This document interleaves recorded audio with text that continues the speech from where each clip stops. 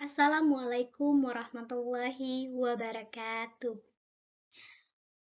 Alhamdulillah, berkat kehadiran Allah Subhanahu wa Ta'ala, kali ini kita dapat bertemu.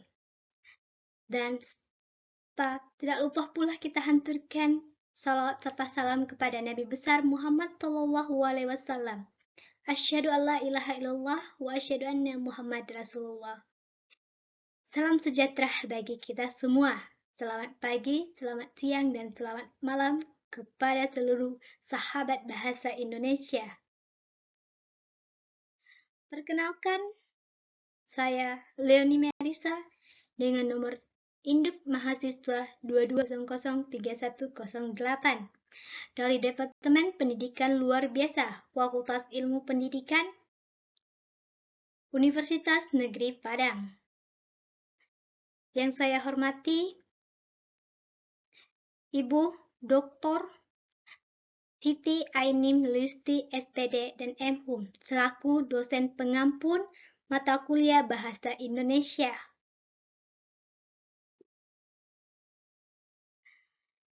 Kali ini, sahabat Bahasa Indonesia, kita akan mempelajari tentang paragraf. Mungkin kita tidak asing lagi dengan paragraf, yang mana paragraf itu terletak di setiap penulisan. Dan paragraf sangat penting dalam sebuah penulisan karangan ataupun penulisan yang lain. Hakikat paragraf. Secara umum, definisi paragraf adalah sekelompok kalimat yang membentuk suatu unit gagasan terdiri suatu kalimat topik dan beberapa kalimat penjelas. Dan secara tipografis, paragraf merupakan suatu kelompok teks yang ditandai dengan lekukan. Kalimat pertama ditulis lebih ke dalam dari margin kiri sebanyak beberapa ketukan. Dan menurut para akar linguistik, definisi paragraf sebagai berikut. Yang pertama ada menurut Semi pada tahun 1989. Mengemukakan bahwa paragraf adalah kalimat atau seperangkat kalimat yang mengacu kepada suatu topik. Dan menurut yang kedua ada menurut Krindalaksna pada 1985 mengemukakan bahwa paragraf adalah suatu satuan bahasa yang mengandung suatu tema. Dan ada pun unsur-unsur dalam paragraf. Yang mana unsur-unsur paragraf ini adalah yang pertama ada gagasan utama. Gagasan utama adalah inti atau pokok persoalan yang dikemukakan di dalam paragraf. Yang kedua ada gagasan penjelas. Yang mana gagasan penjelas ini adalah perincian atau uraian yang menjelaskan tentang gagasan atau inti persoalan. Yang ketiga ada kalimat penjelas. Yang mana kalimat penjelas berisikan uraian dari kalimat gagasan penjelas. Sedangkan unsur transisi adalah unsur-unsur penting yang berfungsi untuk menghubungkan antara kalimat dan antara gagasan. Yang kelima ada kalimat topik, kalimat yang mengandung gagasan utama atau gagasan pokok atau gagasan pikiran gitu atau pikiran utama teman-teman. Sedangkan yang selanjutnya ada persyaratan paragraf yang baik, yang mana yang pertama ada kesatuan dalam paragraf. Kesatuan adalah harus berkaitan dengan gagasan utama kalimatnya. Yang kedua ada kepaduan paragraf. Kepaduan paragraf ada kalimat-kalimat harus terjalin dalam sebuah paragraf, saling berhubungan satu sama lain. Yang ketiga ada kelengkapan dan ketuntasan paragraf. Kelengkapan dalam paragraf itu terdapat kalimat-kalimat penjelas yang cukup untuk mendukung kejelasan pokok dari paragraf tersebut. Sedangkan ketuntasan paragraf adalah berkaitan dengan kelengkapan pembahasan materi secara menyeluruh dan utuh. Yang keempat ada keruntuhan paragraf. Di dalam keruntuhan paragraf, kalimat haruslah berurutan agar dapat mempermudahkan pembaca mendapatkan informasi. Yang selanjutnya, teman-teman, kita akan membahas tentang kegunaan paragraf. Dalam Edmonton dan Eminder pada tahun 2010, dijelaskan beberapa kegunaan paragraf bagi penulis dan pembaca. Yang pertama, kita akan membahas tentang kegunaan paragraf bagi penulis, antara lain mempermudah pengekspresi gagasan, pikiran, penjelasan dalam rangka kalimat yang tersusun secara logis dalam suatu kesatuan. Yang kedua, ada mempermudah penataan topik-topik dalam paragraf sebagai kesatuan rangkaian dalam suatu karangan. Yang ketiga, memudahkan pengembangan topik karangan atau topik sub-subnya gitu atau subbabnya menjadi topik-topik sederhana, yaitu topik paragraf. Yang keempat, ada memudahkan pengertian dan pemahaman dengan menceraikan satu tema dari tema lainnya. Yang kelima, ada memisahkan dan menegaskan pergantian suatu paragraf dengan topik paragraf lainnya secara berurutan. Yang selanjutnya ada kegunaan paragraf bagi pembaca, antara lain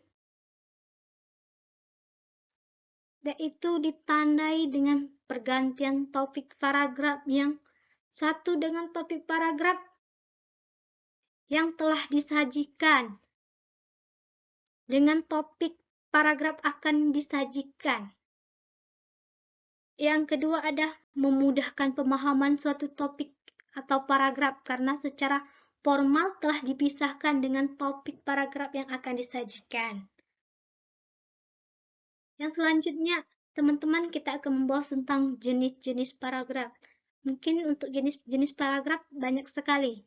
Secara umum, paragraf pun dibagi menjadi paragraf deskripsi, yang mana paragraf deskripsi ini adalah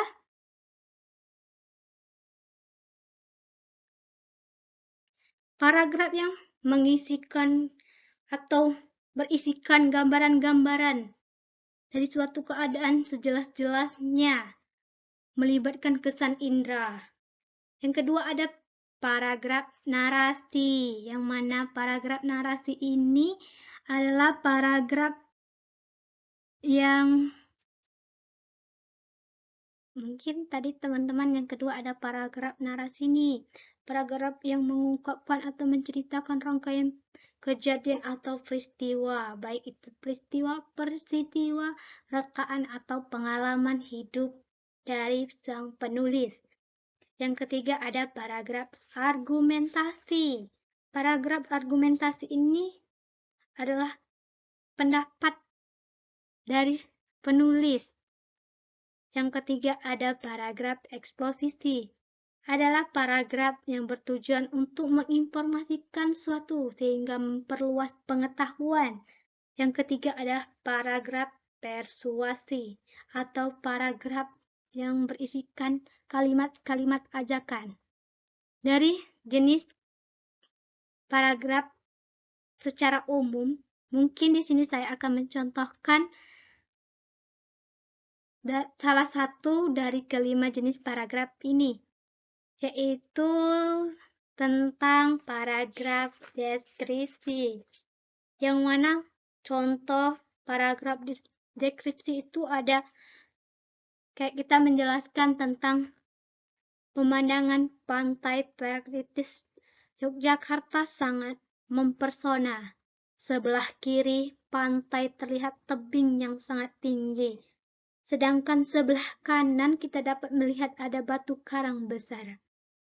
Batu karang besar itu seolah-olah siap menjaga wisatawan dari gempuran ombak yang seolah-olah untuk menggepur ombak yang datang setiap waktu. Deburan ombak terlihat sangat indah, dan suara terdengar sangat merdu. Warna kecoklatan pasti terlihat sangat jelas, terkena terik matahari. Banyak wisatawan yang berkunjung ke pantai Prakritis. Selain itu, wisatawan yang datang dapat merasakan kesejukan dari kesejukan udara dengan menaiki kuda. Sepanjang pantai pun terdapat banyak pondok-pondok santapan yang menyidangkan beberapa hidangan siap saji maupun pesanan. Adapun jenis-jenis paragraf berdasarkan metode dan pola penalaran paragraf dibagi menjadi 3, yaitu paragraf pertama ada paragraf deduktif. Paragraf deduktif ini adalah paragraf yang ide pokoknya atau gagasan utamanya terletak di awal paragraf. Yang kedua ada paragraf induktif. Paragraf induktif adalah paragraf yang kalimat topiknya terdapat pada bagian akhir. Yang ketiga ada campuran dari deduktif dan induktif nih teman-teman. Paragraf deduktif dan induktif adalah paragraf yang berkaitan tentang topik yang terdapat di awal dan di akhir kalimat. Dari jenis-jenis paragraf berdasarkan metode dan pola penalaran paragraf ini ketiga ini. Di sini teman-teman saya akan mencontohkan salah satu dari 3 ini, yang mana itu adalah paragraf induktif.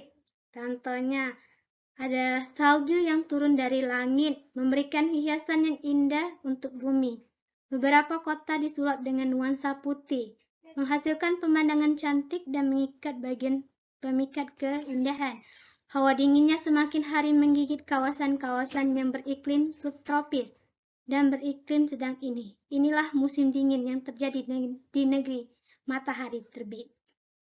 Mungkin dari ketiga jenis paragraf berdasarkan metode dan pola penalaran, saya hanya dapat menjelaskan atau mencontohkan dari paragraf induktif. Selanjutnya, jenis-jenis paragraf berdasarkan urutan sebagai berikut. Yang pertama ada paragraf pembuka. Paragraf pembuka disebut pula paragraf pengantar, yang merupakan pengantar untuk sampai pada permasalahan yang dibicarakan. Yang kedua ada paragraf isi. Paragraf isi adalah paragraf yang terletak di antara paragraf pembuka dan penutup. Yang ketiga ada paragraf penutup. Paragraf penutup merupakan simpulan dari pokok-pokok pikiran dalam paragraf isi. Dari 3 jenis paragraf ini, saya hanya dapat mencontohkan satu, yang mana itu tentang contoh dari paragraf isi. Paragraf isi contohnya, temulawak merupakan tanaman yang sangat familiar di Indonesia. Tanaman ini memiliki daun yang panjang dan memiliki aroma khas. Aroma khas dari daun ini berasal dari kandungan minyak astirinya. Manfaat dari tanaman ini pun untuk meningkatkan insulin. Senyawa insulin berguna untuk meningkatkan antisembelit. Selain itu, temulawak juga banyak digemari oleh peneliti.